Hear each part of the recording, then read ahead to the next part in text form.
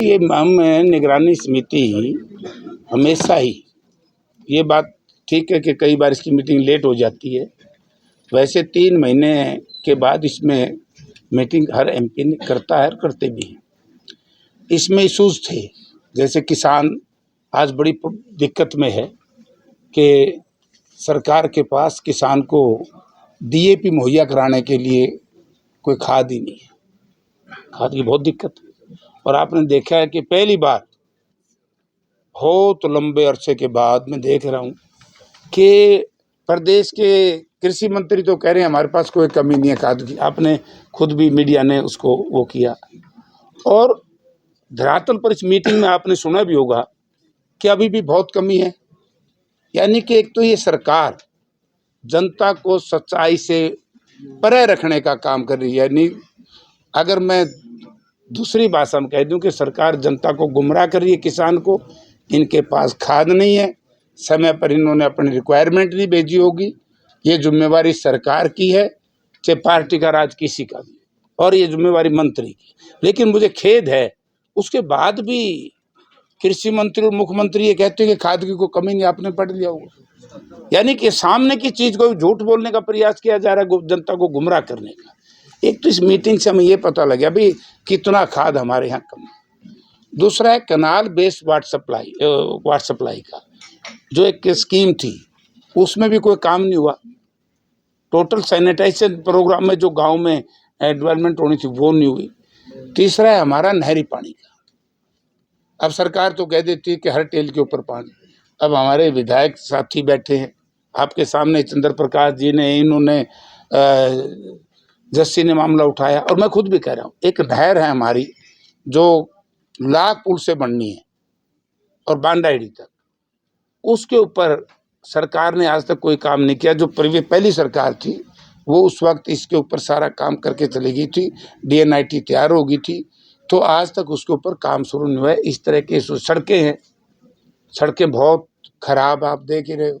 तो आपने तो आदमपुर में तो कई बार देख ली होगी 2-3 साल में, तो सड़कों का बुरा हाल है।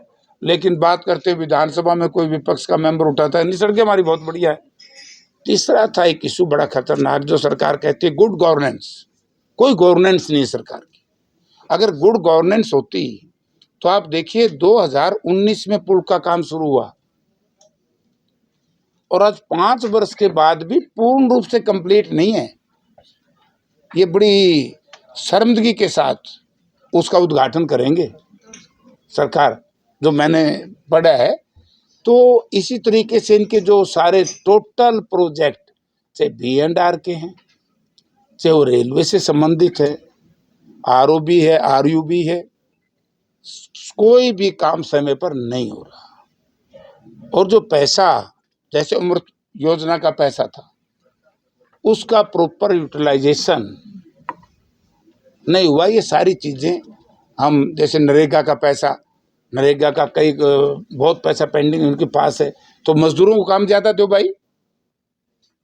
जब जो इनके पास टारगेट आते हैं उसको पूरा खर्च तो करो। अगर ये गरीब का पैसा नरेगा के मजदूरों को दिहाड़ी नहीं दे सकते, इसका मतलब ये सरकार पूर्ण रूप से गरीब विरोधी। और सबसे आखिर एक खतरनाक मुद्दा है जो पार्लियामेंट में भी उठाएंगे, और आज भी मैंने आपने देखा होगा उठाया, कि हरियाणा तो 70% गरीबी की रेखा से नीचे चला गया। तो इसका मतलब जो हमें आशंका थी कि भारतीय जनता पार्टी पूंजीवाद को बढ़ावा देने में लगी हुई है, अपने मित्रों की,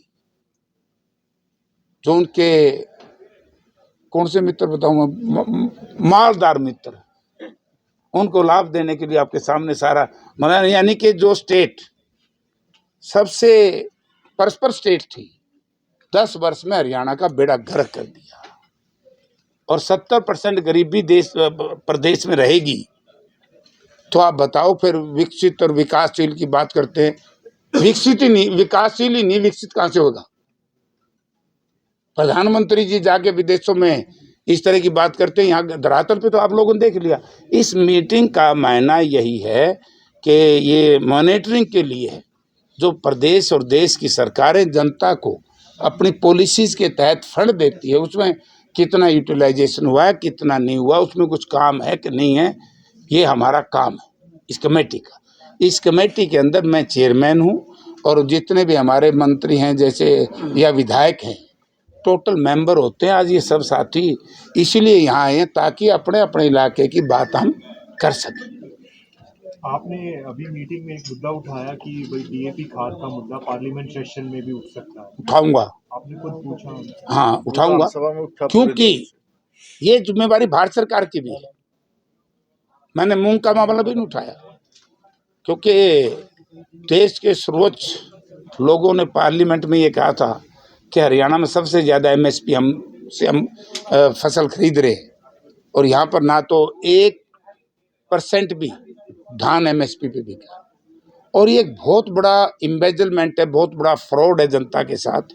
यानी कि मुख्यमंत्री जी ने तो यहाँ तक कह डाला था, ये बात अलग है शायद मुख्यमंत्री जी का जुगाड़ अभी बन नहीं रहा ठीक से, या तो इसको भारतीय जनता पार्टी ने बना तो दिया, मुख्यमंत्री नहीं समझते। नहीं तो ये पहली बार आज़ादी के बाद कि अभी तक तो सीएमओ चीफ मिनिस्टर ऑफिस ही नहीं बना, ना को पीएस है, ना को एपीएस है, ना को एसडी है, ना एडवोकेट जनरल है, ना तो इस एडवोकेट जनरल को कंटिन्यू किया और ना इसको हटाया। दोनों में से एक काम करने चाहिए। यानी 1.25 महीने से मौज करे, इसे मतलब या तो मौज मस्ती में सरकार है या फिर इस सरकार में गड़बड़ है। जो हमारे पास चर्चा वो गड़बड़ की है और भयंकर गड़बड़ की। तो इन सारी इससे हमें ये पता लगता है कि सरकार में गुड गवर्नेंस नहीं है।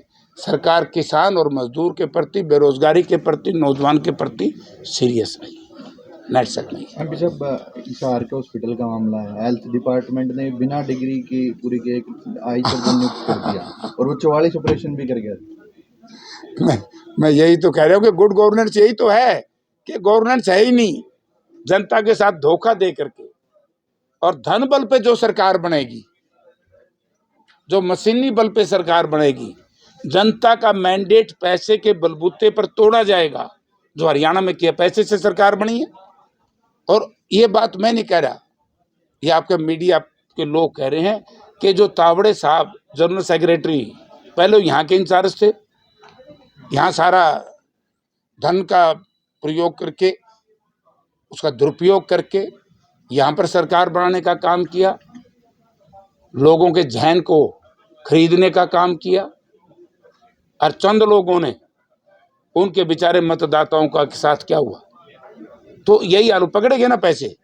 यानी कि एचपीएससी के दफ्तर में पैसे पकड़े जाएं, उसके बाद भी कितनी बेशर्मी की बात है कि अगर भारतीय जनता पार्टी का कोई नेता या मंत्री या मुख्यमंत्री ये कहे कि बिना खर्ची बिना पर्ची नौकरी, तो 3 करोड़ रुपए किस बात के थे भाई। और तो उसमें पकड़े गए।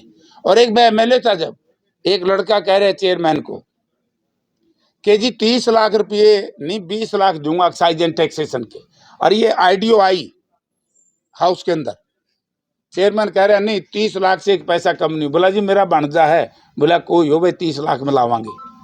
तो यानी कि कितनी बेशर्मी है। उसके बाद भी बिना खर्ची पर्ची की बात करते हैं लोग।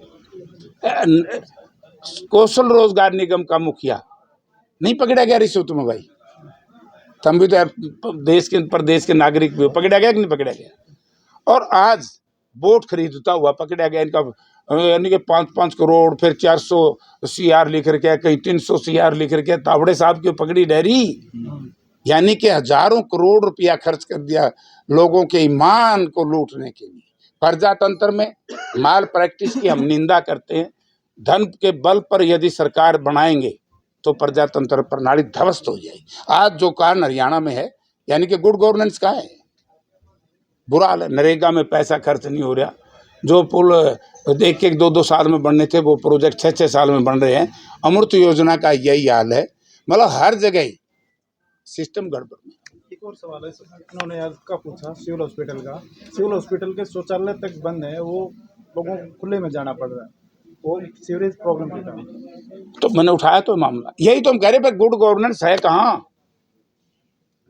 अस्पताल है डॉक्टर नहीं, स्कूल है मास्टर नहीं, दफ्तर हैं बाबू नहीं, अधिकारी नहीं, कहीं भी पूरे इनके वैकेंसी पूरी नहीं है। तो सड़कें हैं तो गड्ढे गड्ढे है ना, गड्ढे गड्ढे। तो इन पे है क्या। बिजली के बारे में हमारे साथियों ने बताया सारी बातें, तो किस तरीके से गांव में बिजली के तार लटक रहे हैं और सरकार फिर कह देती है। और मुख्यमंत्री जी तो लोगों ने ऐसे बना दिए, उन पर तो कहेंगे हम रह लो, करना कुछ नहीं।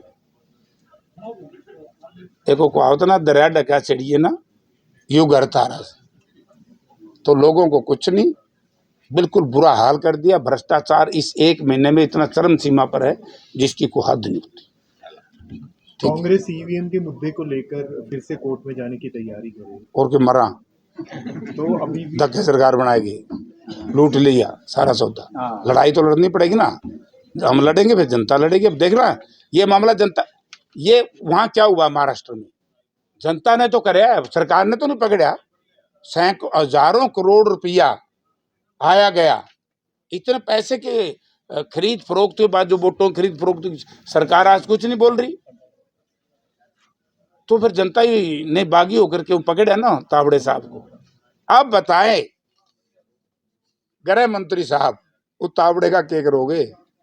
और तावड़े का जो पैसे से वोट खरीद रहा था, इसका मायना ये कि भारतीय जनता पार्टी धन बल पर, जो हरियाणा में मशीनी बल धन बल का दुरुपयोग करके सरकार बनाई, ये इसी तरह करेगी। जब भी इस तरह की बात आएगी तो जनता में आक्रोश है, हरियाणा की जनता में बड़ा आक्रोश है। और मैं सरकार से भी कहना चाहूँगा कि प्रजातंत्र में विश्वास रखो, वरना ऐसा ना हो जाए कि कहीं देश में अनार्की ना आ जाए। Thank you.